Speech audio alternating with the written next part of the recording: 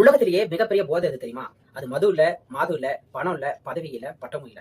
ஒரு நாள் நாம அவமானப்படுத்தப்பட்ட அதே இடத்துல அதே ஆட்கள் முன்னாடி எழுந்து நின்று மறுபடியும் ஜெயிச்சு காட்டுறோம் இல்லையா? அதுதான் மிகப்பெரிய போதை.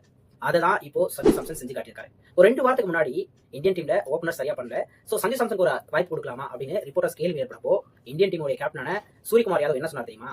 எப்படி அபிஷேக் சர்மா உட்கார வைக்க சொல்றீங்க அப்படின்னு சொல்லி கேட்டார். அப்போ நம்பர் 3ல சான்ஸ் கொடுக்கலாம்னு சொன்னப்போ என்னையா பேசுற நீ, திலக் வர்மா உட்கார வைக்க சொல்றியா அப்படின்னு சொல்லிட்டு ஒரு நக்கலான ஒரு சிரிப்பு வந்து சிரிச்சாரு.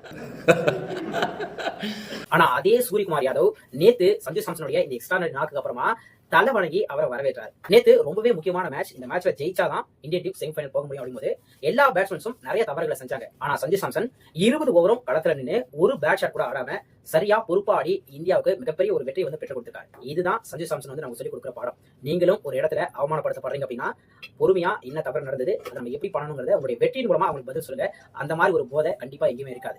சஞ்சு சாம்சன் இதை சாத்தியப்படுத்தி காட்டிருக்காரு. இதை பத்தி நீங்க என்ன நினைக்கிறீங்க? உங்களுடைய ஃப்ரெண்ட்ஸ் அண்ட் ஃபேமிலிக்கு மறக்காம இந்த வீடியோ ஷேர் பண்ணுங்க.